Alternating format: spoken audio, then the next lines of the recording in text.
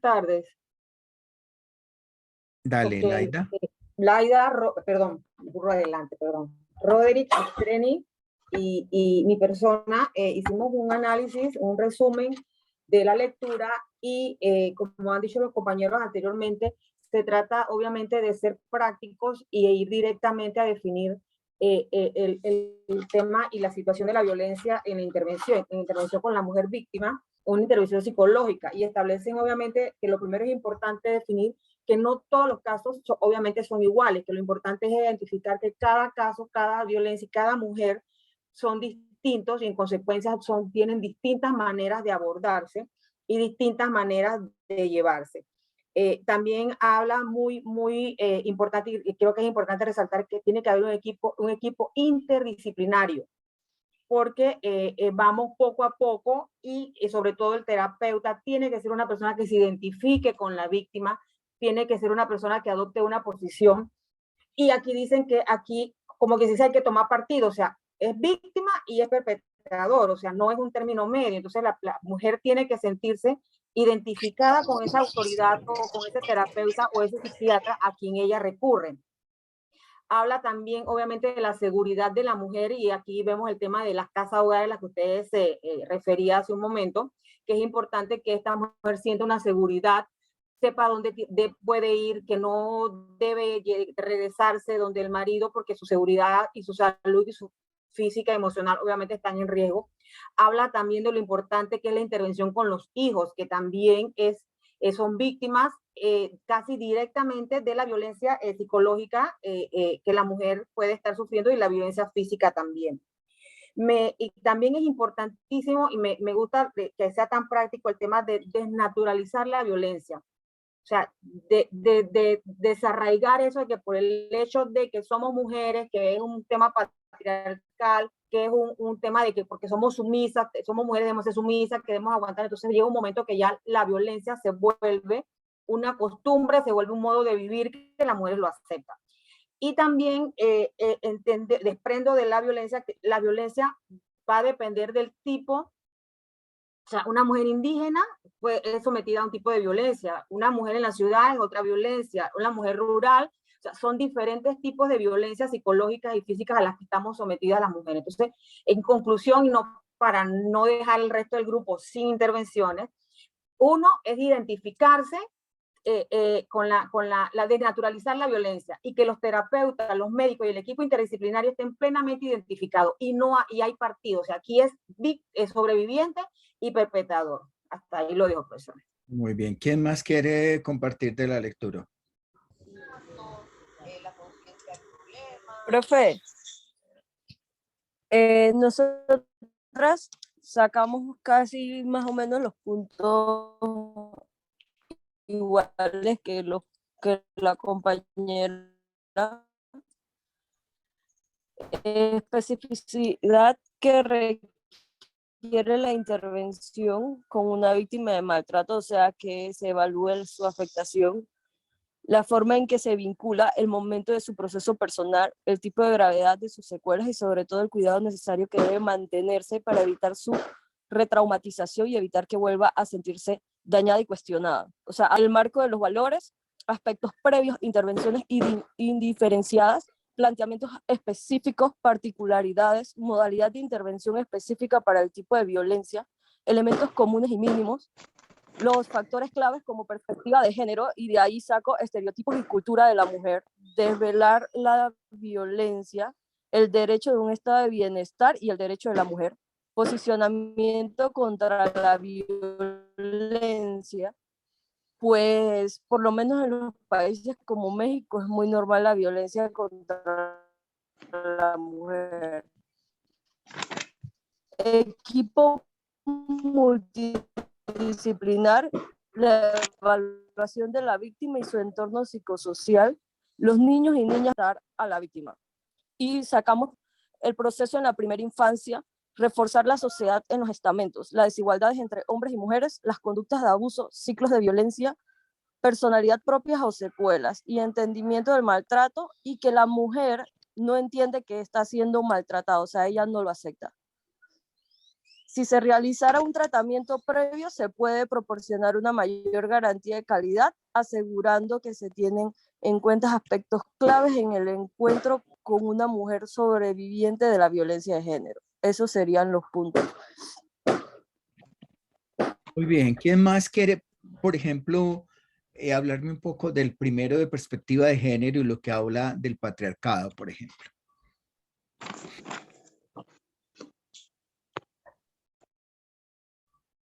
En el primer párrafo casi.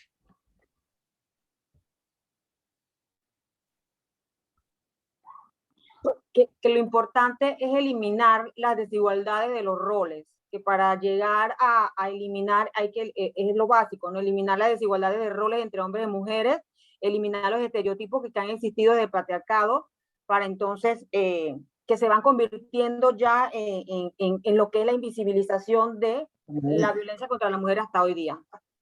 Y habla de los mandatos también del género, y lo menciona para la mujer de lo que significa ser mujer, pero muchos de los mandatos y que pesan más tienen que ver con los mandatos para el hombre y lo que significa ser hombre. Entonces nos hemos creído que son una serie de privilegios que no lo son.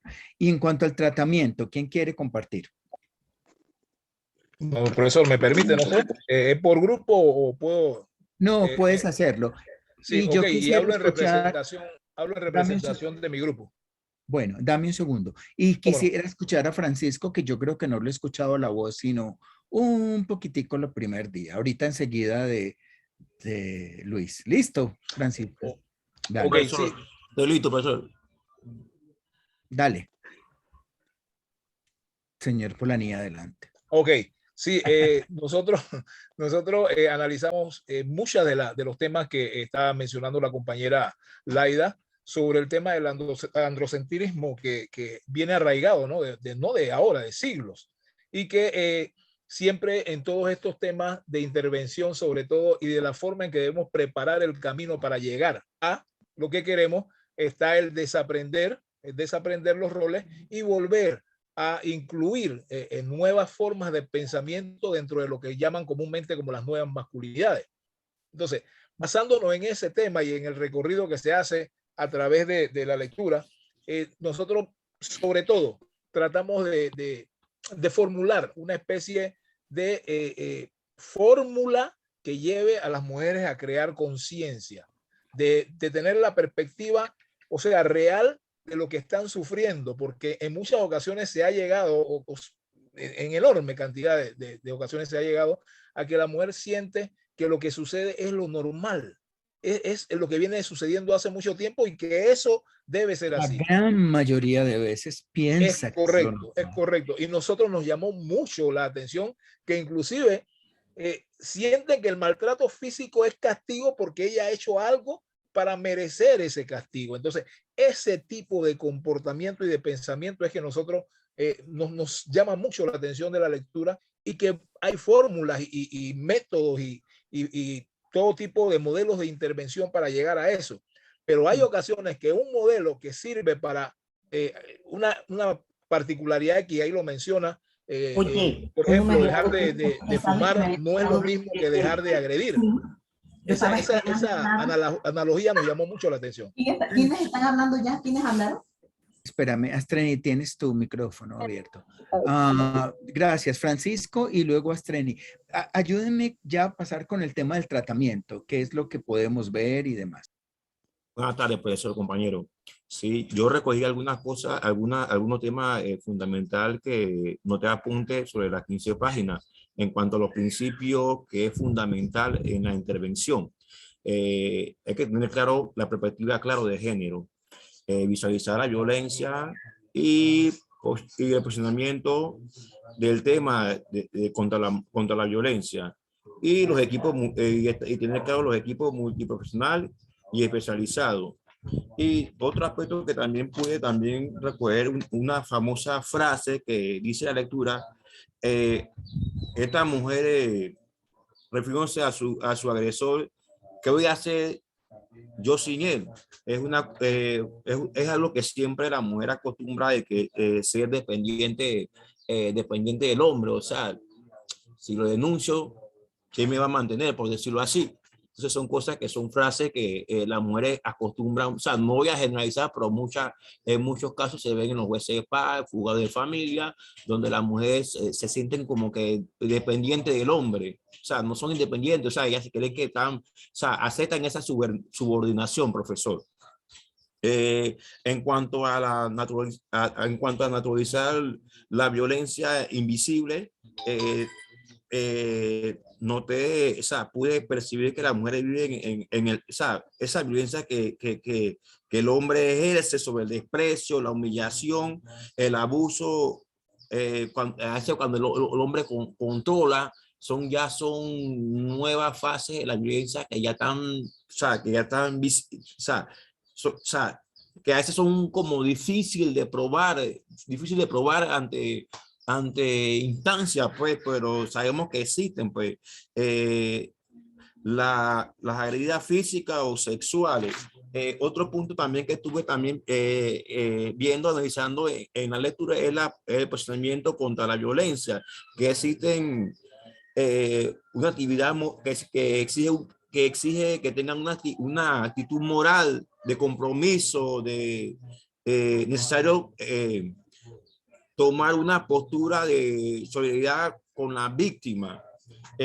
Otro elemento también que también estuve analizando en la lectura es la toma en consideración de los hijos e hijas, que a veces los hijos también, hay niños y niñas que han sufrido el maltrato físico o psicológico de forma directa, que ha sido testigo de violencia hacia su madre. O sea, todos tuvimos un momento dado en que nuestros padres, o sea, cuando éramos pequeños, vimos la forma de ejercer violencia con nuestra madre y eso hasta muchos, algunos hemos adoptado también, hemos copiado también esos modelos también, de ese tipo de violencia.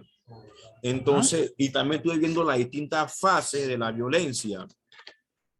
Por aquí lo tengo, la fase de la violencia. Está bien, yo creo que esa ya, gracias Francisco, yo creo que esa ya la habían trabajado ustedes, Lady, Astreni y Nilsa, y vamos a pasar ya a la exposición. Ayúdenme con el tema del tratamiento, si ustedes pueden. Profesor, en cuanto a la lectura, ya lo que ha comentado los compañeros anteriores y lo que hemos dado en el transcurso de la maestría, dos cosas que me llamaron mucho la atención es que al profesional en la lectura se le debe hacer una capacitación de actitud, que se le debe capacitar al profesional referente a la actitud, y aparte de eso, hacerle un examen al personal de actitudes contratransferenciales, o sea, cómo es la vida de ese profesional que vamos a poner a cargo de atender una víctima de violencia a la mujer. Cómo se maneja esa personal internamente en su vida cotidiana para ponerlo de frente de frente a una atención a la mujer. Eso en base a todos los demás de la lectura, eso es una de las cosas que sí me llamó la atención y que sí se debería tomar en cuenta el 100%, porque no es lo mismo una persona que venga de esos tipos de maltrato, de abusos, a atender una persona, ¿cómo le explico? Si esa persona vive o ejerce esa violencia en su hogar, ¿cómo vas a ayudar o apoyar a esa mujer que viene sufriendo violencia doméstica? ¿Ve? Y ese es un punto muy bueno que me encantó de la lectura. ¿Ve? Que se debe basar. Sí, es muy importante eso que dice Lady, porque yo creo que con la profe anterior trabajaron el tema también del cuidado de ustedes mismos, ¿cierto?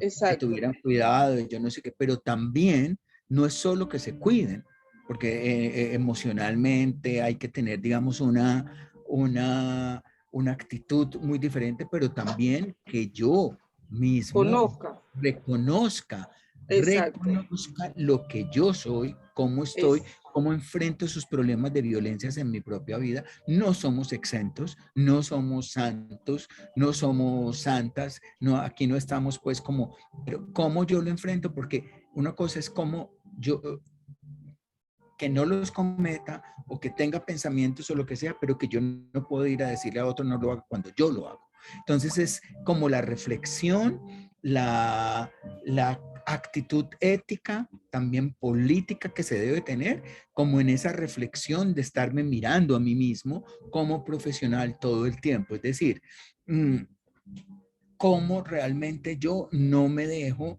enganchar por situaciones que me parece, por ejemplo, en contra del agresor, porque sí hay que hacerle, o engancharme porque yo he vivido o vivo ese tipo de cosas. Entonces es como esa, por decirlo de alguna manera, esa profilaxis que debemos mantener los profesionales que trabajamos en esta área. Astrenis. Profesor, en la lectura sí me encantó mucho y todo lo que leí, porque de verdad que me remontó en los momentos en que realizaba las intervenciones con estas personas víctimas pues de violencia.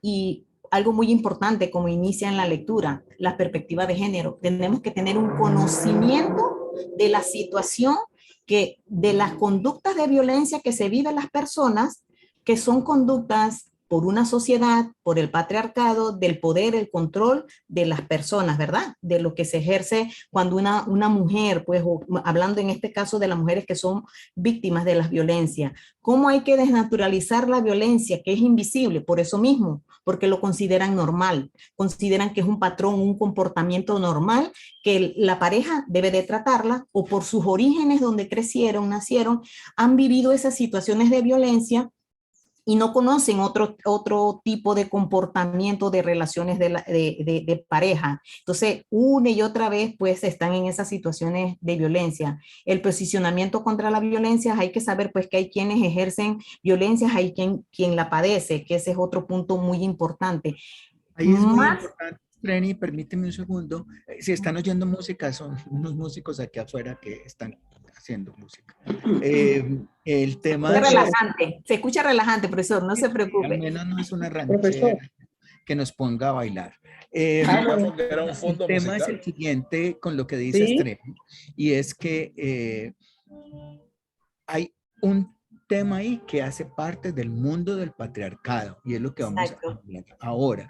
Eso se ha crecido. Ustedes son mujeres que han tenido otras oportunidades, las mujeres que están estudiando, han tenido una profesión, pero cuando ustedes, y señores, cuando ustedes están frente a una víctima de violencia que sucede en todos los estratos sociales, no, eso no es de los pobres, no, eso es en todos los estratos sociales. Exactamente. Así ahí mismo. ustedes tienen que tener en cuenta que para muchas de esas mujeres, esas formas de violencia son como si fueran necesarias y si fueran importantes, porque eso es lo que el patriarcado hace y hace creer, y todo el tema del protocolo. Por eso les decía, ojo, hay que hacerle entender a la víctima o a la sobreviviente que no hay ninguna acción que pueda aprobar ningún tipo de violencia. Exacto. Hacerla que, y otra parte, profesor, que me llamó la atención mucho es lo que le comenté en la mañana sobre los equipos interdisciplinarios, que hay que ser biopsicosocial, en donde las intervenciones, tanto un psicólogo, un trabajador social, un terapeuta, deben de hacer como la separación. Si se ha vivido, hay personas que pueden haber vivido o se identifica con estas situaciones, dejar el caso y pasarle a otra persona lo que es la atención, para evitar esas contratransferencias o esos recuerdos que se puedan venir en el momento de hacer la intervención. Cuando se habla de víctimas, también tenemos que tener, o sobrevivientes, cuando se habla de la atención, cuando se atienden a los niños, se dice, no, él no vivió él no es víctima, él no vivió. Sí la vivió, porque la está viendo, ser víctima no solamente es quien recibe la agresión directamente. Él, por estar en el vínculo dentro del hogar, él también es víctima y necesita una atención también debida por todas estas situaciones que vive la persona. Pues en los tratamientos, cuando hablamos de la ayuda terapéutica que necesita, lo más importante que hay que darle a estas personas sobrevivientes es la seguridad de su vida, la seguridad de su familia, para que pueda en el futuro, cuando se le vaya a dar estas intervenciones, tenga la facilidad de poder cambiar dentro de los procesos que ella vive de su situación. Y si ella regresa, es una decisión propia, no es, son procesos, profesor, son procesos en los cuales las personas, se lo digo porque cuando yo atendía estas situaciones, habían algunas personas que decían, ay, pero ella vuelve de nuevo y ustedes están invirtiendo el tiempo con esta mujer y a ella le gusta la mala vida. Si no tenemos claros los conceptos o las situaciones de violencia, no debemos de estar trabajando en estas áreas, porque hay que conocer primero el por qué una persona vive estas situaciones y cómo podemos buscar los mecanismos para que corte con esa situación de violencia que pueda estar viviendo ella y su familia. Y puedan rehacer la relación. Exactamente, también. profesor. Hay opción también de hacer. Nitza, y vamos a tratar de ser concretos. Gracias, Astrid.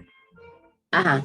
Buenos días, buenas tardes, profesor, compañeros, compañeras. Bueno, para ser concreto, ¿no? Y los puntos relevantes que yo pude tomar de esta lectura son que tomar en cuenta la especificidad de la mujer y el marco de valores. Cuando hablo de especificidad de la mujer es que cada mujer tiene un problema diferente, realidades diferentes, problemas familiares diferentes, entornos diferentes, lo que implica que no podemos ver todos los casos desde un único punto de vista. Aunado a esto, puedo decir que en este caso, los profesionales que intervienen deben conocer cada uno de los modelos de intervención a seguir para ayudar en el tratamiento a la mujer víctima de la violencia de género, orientarla de que ella se empodere en su rol de mujer con valores, con características únicas e iguales a la de los valores, para que ella rompa ese esquema social en el que vive, en el que cree que el hombre tiene el único derecho de comprometerse con ella, la valía que ella tiene como ser humano. También tengo una conclusión, pero por tema de tiempo, profesor, esto lo tengo en el computador, así que para darle espacio a los otros compañeros. Giovanna. Ok, buenas tardes, profesor. El comentario o el aporte que yo iba a hacer es en la misma línea de lo que estaba mencionando Astreni, y de que ahí se menciona un aspecto muy importante y que es establecer lo que es la seguridad de la mujer víctima de la violencia. Y dice que esa es la primera fase de la intervención. Dice que por más que el especialista o la persona que esté realizando el trabajo terapéutico, si no asegura o no garantiza la seguridad, pues entonces no estamos haciendo nada. Ese era mi aporte. Gracias, Karina.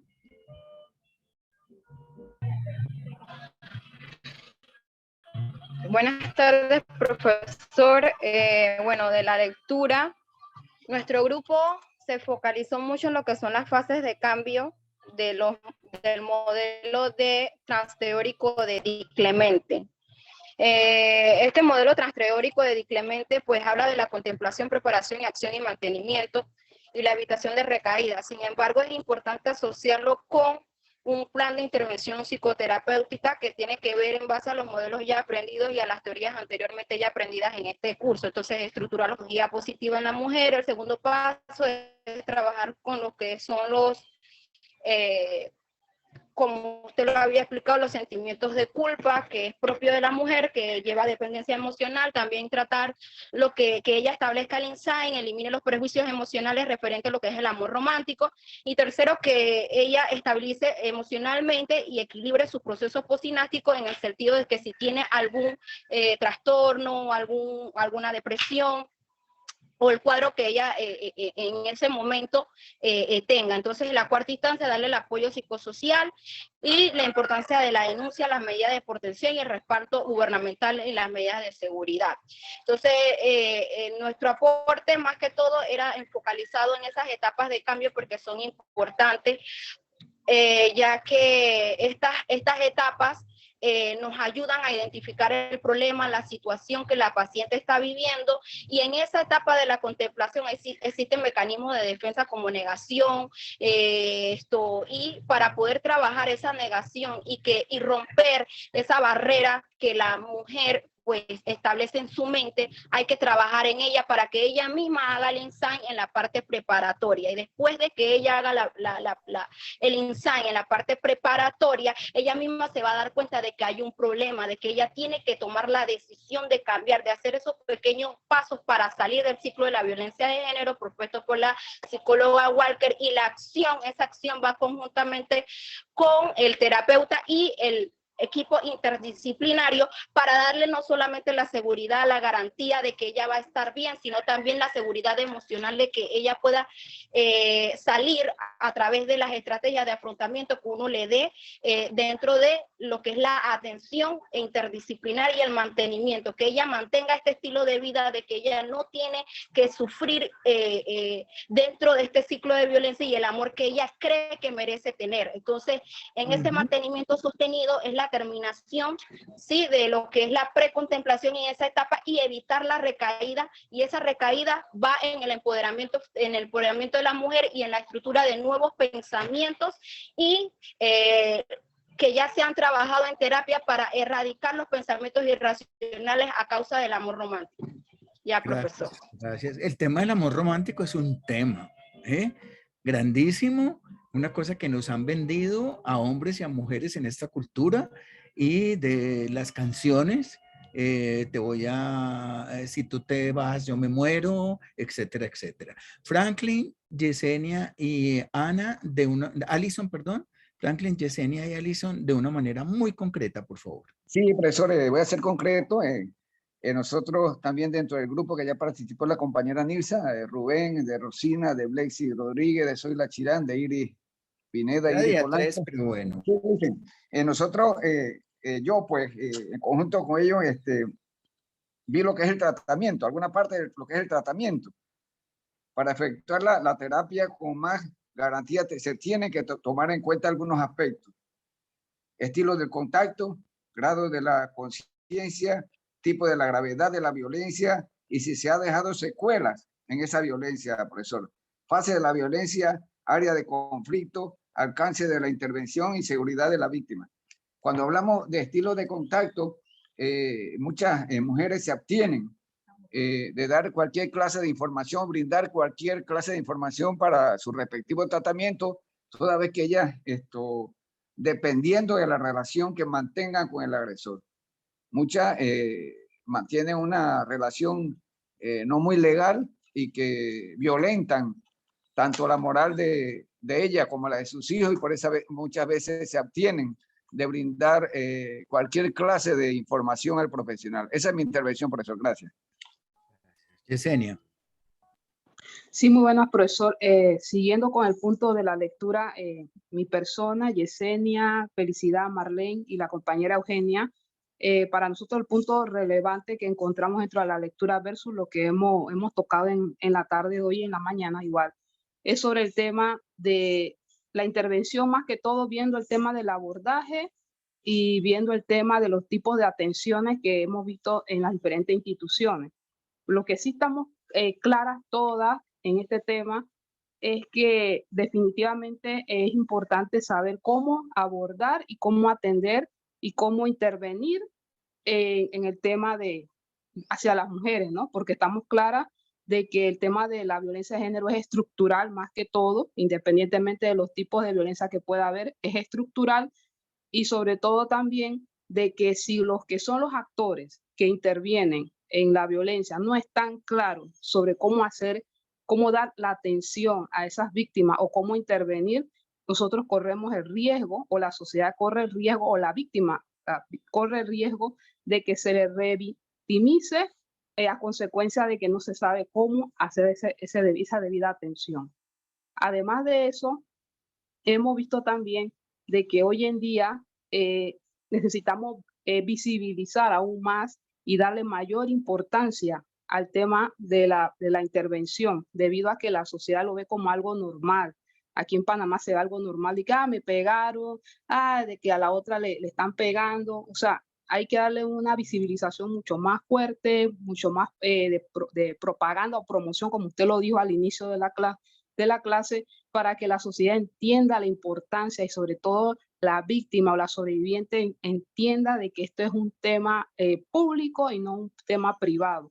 Y sobre todo de que podamos entonces nosotros enfrentarlo de una manera abierta y no cerrada. Otro tema es importante el equipo, un equipo multidisciplinario que esté bien equipado, bien preparado y sobre todo que entienda cómo se debe de abordar, se debe de atender, se debe de intervenir en este tema, como lo dije al inicio. Y por último, las oportunidades que tenemos que tener frente al tema de los niños, las niñas, nuestros abuelos de tercera edad, porque aquí hemos hablado del tema de la mujer, hemos hablado un poco del tema de los niños, pero el tema de la tercera edad también entra en el tema de violencia de género, toda vez que hemos visto también situaciones que se dan y que es oportuno también de que haya una intervención en aspectos, porque estoy casi segura de que la intervención a una persona de tercera edad no es lo mismo a una intervención a un niño o niña, igual que a una mujer. O sea, hay diferentes tipos de intervenciones y que tenemos que estar claros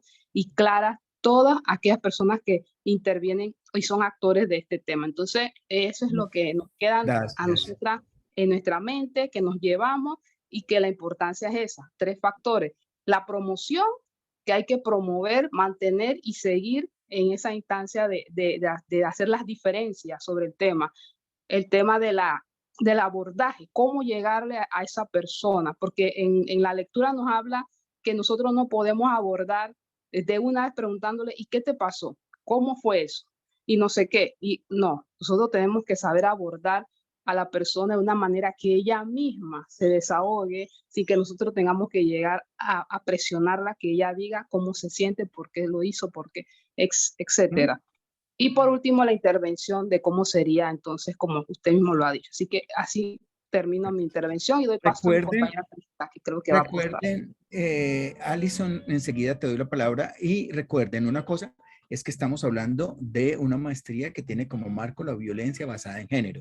La violencia hacia los ancianos es muy importante y hacia los niños, sí lo hemos hablado, pero más bien se enmarca en la violencia doméstica, ¿no? Ajá. Entonces, igual de todas maneras. Alison, por último, para yo poder entrar a una pequeña exposición. Sí, profe, muchas gracias. Espero que no se escuche el ruido que tiene mi vecino, pero lo voy a intentar. Ajá, bueno, yo quería comentar con respecto y haciendo como la unión entre lo que lo que leímos y lo que estábamos hablando en la mañana, que es importante, ¿no? Que se tienen esos protocolos, pero hace falta esa perspectiva de género en esos protocolos, que sea incluida. Y también, pues, mencionar que este modelo de Prochaska que proponen permite ver estas etapas en las que se encuentra la mujer y hace que el profesional que está interviniendo o iniciando un tratamiento, que como bien lo dicen debe ser específico para cada una de esas mujeres, pueda entender y evite caer en juzgar o volver a revictimizar a la mujer con el hecho de que por qué no lo deja y todas las preguntas que hemos hablado desde la mañana, ¿no? Entonces, creo que este modelo, por ejemplo, el entender que está en una etapa de precontemplación y que la mujer ni siquiera entiende lo que ella está viviendo, es importante para cualquier intervención.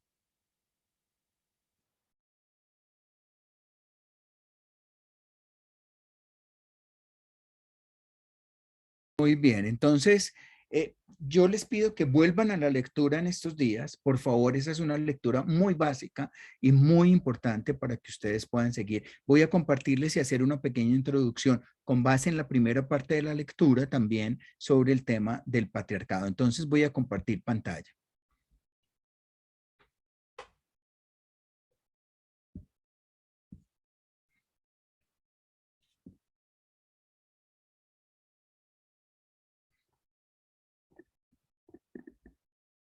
Ahí están viendo. Sí, profesor. Profesor.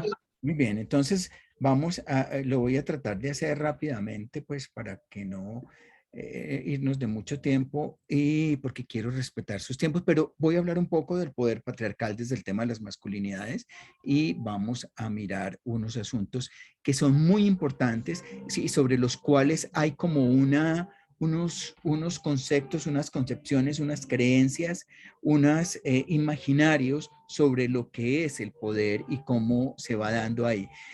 Casi todo el tiempo hablamos del modelo hegemónico de masculinidades y no lo entendemos. ¿Qué es eso del modelo hegemónico de masculinidades? Y es decir, que en ese modelo se encuentra una masculinidad machista, que es una cuestión de poder hegemónico, es decir, del poder sobre los demás, mujeres, personas homosexuales y cualquier tipo de diversidad, niños, niñas, ¿cierto? Que se presenta en lo ideológico, en lo económico, en lo cultural, en lo social, en lo individual y que está asociado al quehacer del varón. Usualmente, cuando hablamos del modelo hegemónico de masculinidad, estamos asociándolo al quehacer del varón y a esa capacidad que los varones tienen para ejercer dominio, para ejercer control y para ejercer violencia. ¿Eso es claro? Hablamos de modelo hegemónico de masculinidades desde esa masculinidad machista que otorga y que le hace creer al hombre que tiene un poder hegemónico. ¿De acuerdo?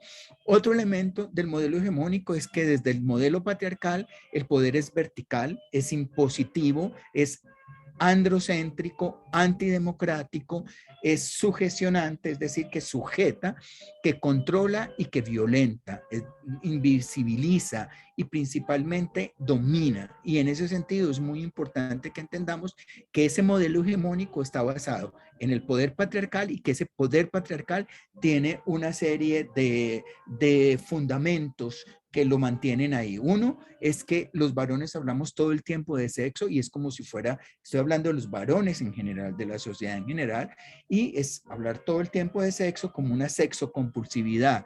Y es que existe la idea de que existe en los varones una necesidad intensa de reafirmarse y de mostrarse sexualmente eficaces, viriles, constituyéndose en una práctica muy compulsiva de preocupación, de hipersexualización y de cosificación de las mujeres. Es esa idea de que yo las cosifico, yo estoy echando el piropo, yo estoy diciendo que cómo son, estoy diciendo cuán grande lo tengo, perdón que lo diga así tan escuetamente, estoy diciendo que soy el mejor amante, etcétera, etcétera. Es como todo el tiempo hablar sobre el sexo y cosificar a la mujer de esa manera.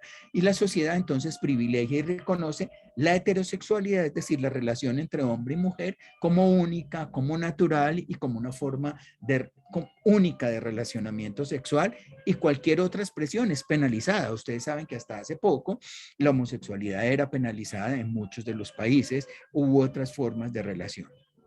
Otra columna que fundamenta el poder patriarcal tiene que ver con la misoginia, que es la desvalorización de la mujer y todo lo femenino, que lo decían las autoras en la lectura que ustedes acaban de hacer. Esa es toda actitud y toda práctica de menosprecio, de desvalorización hacia la mujer o hacia los comportamientos asumidos como tradicionalmente femeninos. Rechazo y no aceptación expresada de manera violenta. Bruta, tonta, estúpida, cómo tiene sentimientos, mire que por todo llora, o actitudes que parecen femeninas, que yo no sé quién ha definido qué es lo femenino y qué es lo masculino, y en ese sentido, pues,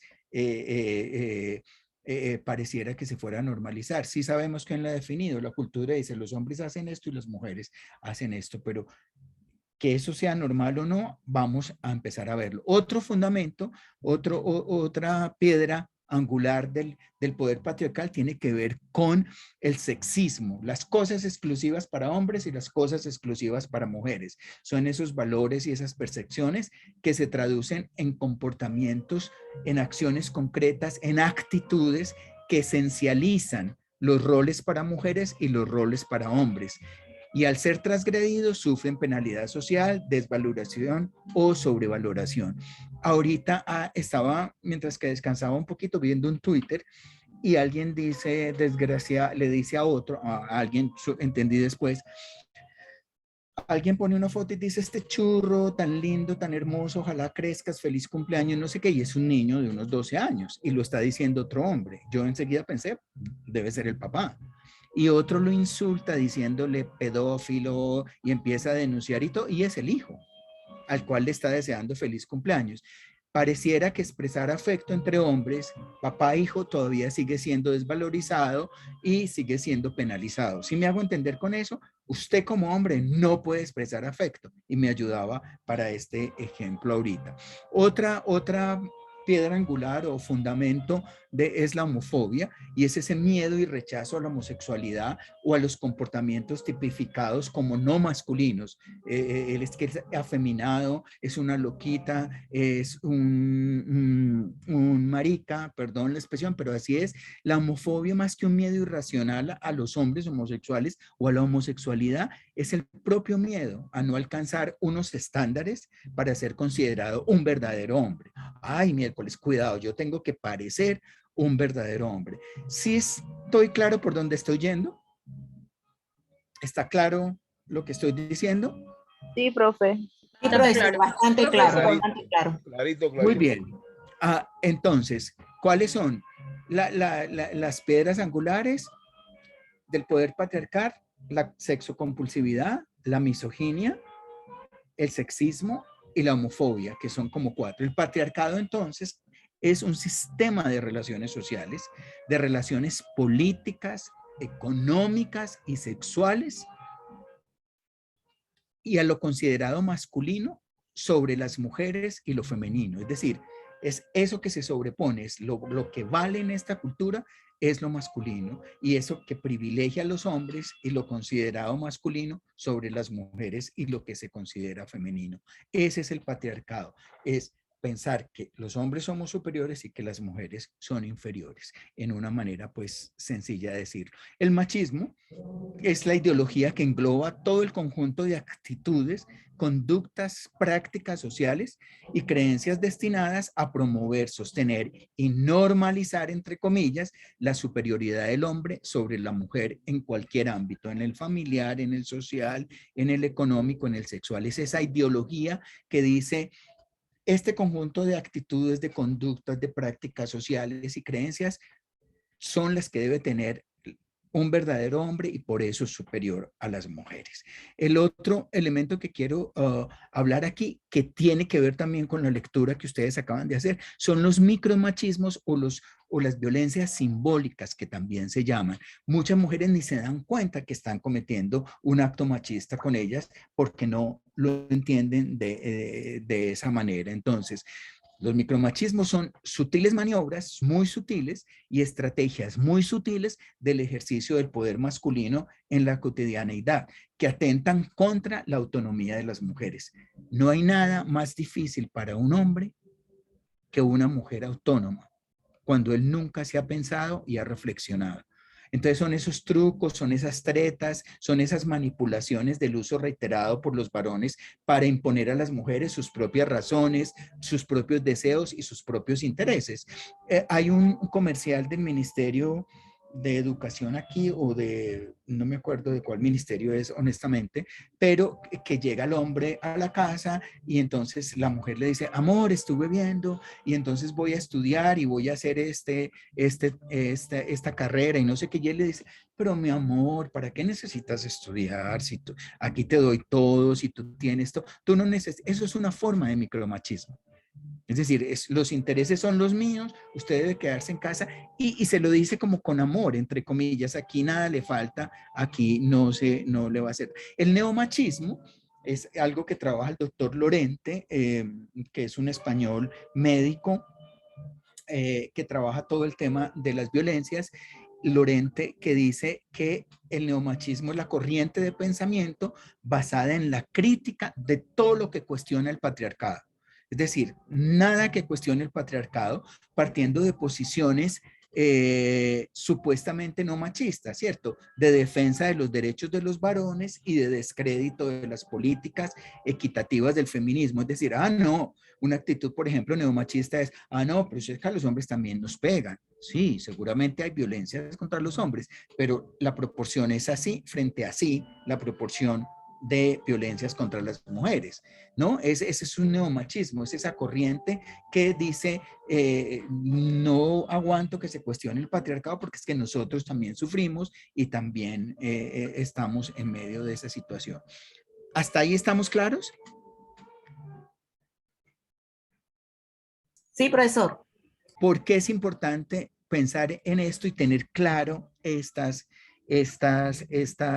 definiciones? Porque nos va a hacer entrar a pensar en la importancia de trabajar con los hombres desde la perspectiva de género para por fin poder erradicar las violencias contra las mujeres y las niñas.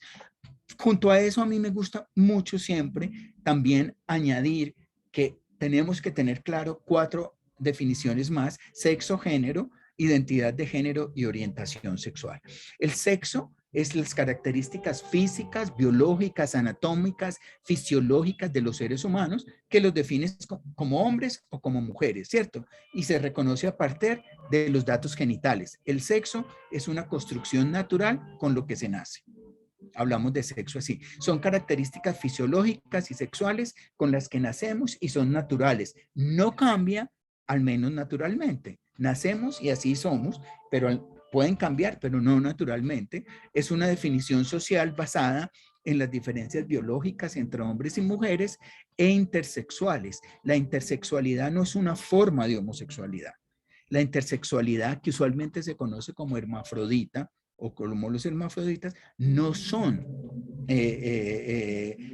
una forma de orientación sexual, sino una forma de hablar de sexo, las personas intersexuales, una de cuyas formas es el hermafroditismo. Entonces, cuando hablamos de sexo, hablamos desde lo biológico. Cuando hablamos de género, que ustedes ya lo deben saber, hablamos de ideas, de normas, de prácticas que elaboramos sobre el hecho de lo que significa ser hombre o mujer en un contexto determinado, es decir, en una cultura determinada, y cómo aprendemos, así también se puede desaprender. Entonces ahí es cuando yo digo, los hombres no nacen, también se hacen, como las mujeres. Es decir, ahí hay un asunto que si nosotros aprendemos a ser violentos, a que tenemos que golpear, a que tenemos que usar el sexo todo el tiempo, etcétera, etcétera, también podemos desaprender. Hace referencia al género, a esos roles, a esas responsabilidades, a esas oportunidades asignadas al hecho de ser hombre o de ser mujer. Las relaciones socioculturales entre mujeres y hombres, entre niños y niñas, son esos atributos y oportunidades que se nos van dando y que se aprenden a través del proceso de ¿qué? De socialización, y lo decíamos en la lectura también. El tema de identidad. ¿Se puede considerar que esos son pseudomandatos de la sociedad? Sí, claro. De hecho, son los mandatos que la cultura nos da. Son los mandatos. Las mujeres actúan de esta manera y los hombres actúan de esta manera. Y si usted se sale un poquito de esa forma de actuación, de ese cuadrito que a usted le pone, entonces lo penalizan, ¿cierto? Y ahí hay un asunto que tenemos que derrumbar y de construir, especialmente los hombres. La identidad de género entonces se refiere a la forma en que cada persona se percibe a sí misma.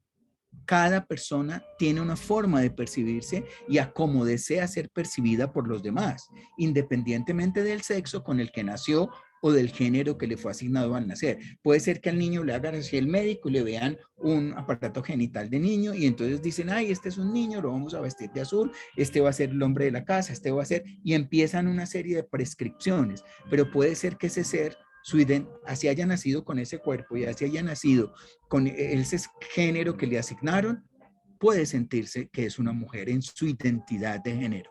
Eso es más complejo todavía y ahí hay un asunto que se tiene que tratar. Y la orientación sexual tiene que ver con el deseo sexual. Es esa atracción física y o afectiva. No nos hagamos aquí historias de que es que todo el tiempo cuando tenemos sexo lo hacemos por amor. Lo hacemos porque nos gusta, porque nos parece rico, porque qué delicia, porque aquel como está de bueno, porque aquella como está de rica. Eso es verdad, no nos neguemos esas cosas y no lo digamos porque te amo. No, y la primera vez te amo, no, uno no ama por primera vez a nadie, ¿cierto? Entonces es muy importante tener claro eso, que la orientación sexual tiene que ver con esos deseos y hasta ahora, aunque hoy se está diciendo además, hay 3 orientaciones sexuales: heterosexual, el deseo de un hombre por una mujer y viceversa; homosexual, el deseo por personas del mismo sexo; y bisexual, el deseo por ambos sexos que se están dando. La idea es que podamos llegar a la igualdad y a la equidad a través de entender toda una serie de elementos que están en la equidad, que es sencillamente la justicia para alcanzar la igualdad entre mujeres y hombres, reconociendo las características y las necesidades diferenciadas de cada uno, a través de políticas, de leyes, de crear condiciones que favorezcan a quien está en desventaja, que usualmente son las mujeres. Y la igualdad tiene que ver en que entre mujeres y hombres tienen las mismas oportunidades, las mismas posibilidades para realizarse física, intelectual y emocionalmente, y también para alcanzar las metas que establecen para su vida y desarrollar sus capacidades. Eso quería dejarlo muy en la carrera como una forma de introducir el tema de masculinidades y por qué es importante pensar el tema. Cuando hablamos de masculinidades, recuerden que estamos hablando del tema de una posición, de un modelo hegemónico que se está dando y que los hombres están percibiendo y que están practicando como si fueran superiores. ¿De acuerdo? ¿Alguna pregunta sencilla y comentario para ir cerrando? Muy bien. Entonces, voy a dejar de presentar. Yo les mando esta presentación. Es muy importante que tengan estas definiciones muy claras. ¿De acuerdo? Entonces, esta es una pequeña introducción. No alcancé con el tema de los modelos, pero entonces vamos a tratar de cómo nos va el próximo sábado. El próximo sábado, ¿qué vamos a hacer? Les pido que ahí vamos a trabajar el tema de la entrevista y ahí vamos a mirar el caso. Yo les voy a dar la técnica de la entrevista y ahí vamos a trabajar el caso.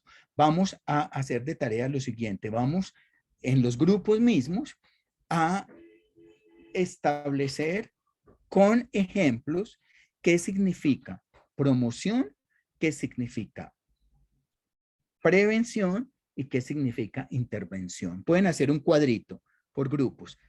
Promoción, prevención e intervención, con ejemplos de cada uno de esos conceptos. ¿De acuerdo? Para la próxima clase. Y también... Profe, disculpe, promoción, intervención. Promoción, prevención e intervención. Esos tres conceptos que ahorita estábamos trabajando y que nos dimos cuenta que no estaban dados. Entonces, y les voy a pedir que de mi libro hagan la lectura desde la página 11. Ya les digo hasta cuál página.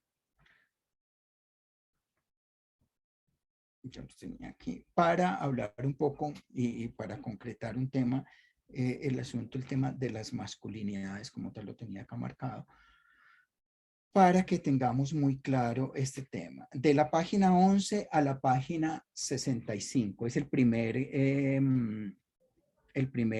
capítulo para hacerlo esa lectura, por favor. La profesora Daisy les mandó la forma de encontrar el libro, pero sí, creo que vale $9 o algo ¿cómo se llama? Mando la parte. Yo les mando la parte, la idea no es que lo tengan que comprar porque sí, está en ebook, pero si no, les mando la parte del primer capítulo en PDF si algún grupo lo necesita. ¿De acuerdo? Me lo dejan saber. ¿Listo? Entonces, esa es una lectura que vamos a hacer y vamos a analizarla también con los aspectos relevantes, que es la introducción y el primer capítulo del libro Hacerse Hombres. Eso es para la próxima semana y vamos a trabajar eso. Y la otra cosa que vamos a hacer la próxima semana es que a las 10:30 de la mañana tendremos un invitado de Uruguay que les había dicho que es el doctor Darío Ibarra, que nos va a acompañar contándonos de su investigación sobre sexualidad y masculinidad y cómo esto tiene que ver con el asunto de las violencias y demás, y que le podamos preguntar. Entonces, con él vamos a estar ese próximo sábado. ¿De acuerdo? ¿Preguntas o comentarios? ¿Quedó claro? Definiciones de promoción, prevención e intervención con ejemplos. Pueden hacerlo en un cuadro por grupos y también la lectura de la página 11 a la página 65. No se expone, profesor. Señora. No, se expone en el cuadro. Sí, el cuadro sí. Y la lectura la vamos a comentar como hicimos ahorita con la otra. Recuerden volver a esta lectura que hicimos hoy. Hoy lo hicimos a la carrera, vale la pena que nos detengamos un poquito en esa lectura. ¿De acuerdo? ¿Algo más? Sí, profesor. Berta, ¿qué le iba a preguntar? El tema del trabajo de hoy, bueno, hay que subirlo. Y No, lo de la lectura. me lo mandan por correo. Lo mismo, gracias Berta por acordarme. Lo de la lectura no, lo de la lectura ya lo compartimos aquí, está bien. Pero Ok. el trabajo de las instituciones, organizaciones y El demás, PPT, el PPT sí lo subimos. eso, o no, me lo mandan por el correo. Yo Ok.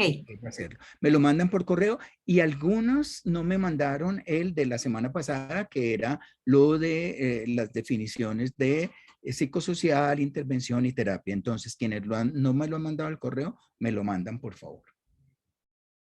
¿Algo más?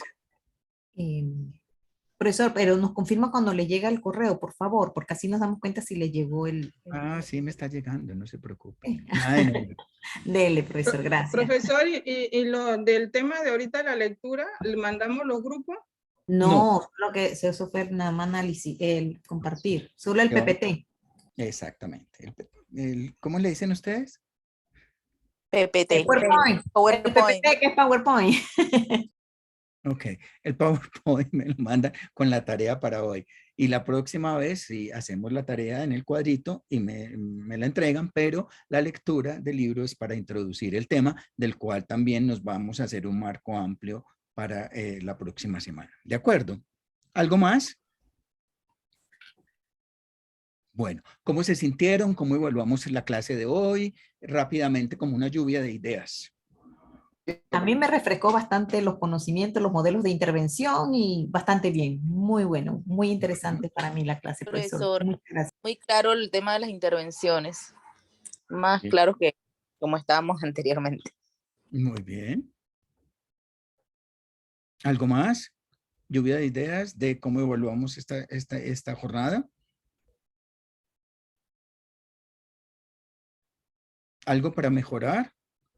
Bueno, yo creo que es muy provechosa. Difícilmente se puede hacer más dinámica de lo que usted la ha hecho y pues yo me siento muy muy agrado, ¿no? Y lo único malo que no tenía café a mano para compartir. Yo sí. Yo sí tenía aquí. ¿Algo más? Bueno. ¿Quién está escribiendo algo aquí? Bueno, ahí escribieron algo. Muchísimas gracias. Entonces nos vemos de hoy en 8 días a las 8:30 por este mismo canal. Que descansen, que estudien, que lean y entonces así quedamos. Un abrazo. Abrazo igual, profesor. Gracias, profesor. Gracias. Lo siento que les haga correr tanto, pero gracias por quedarse hasta el final.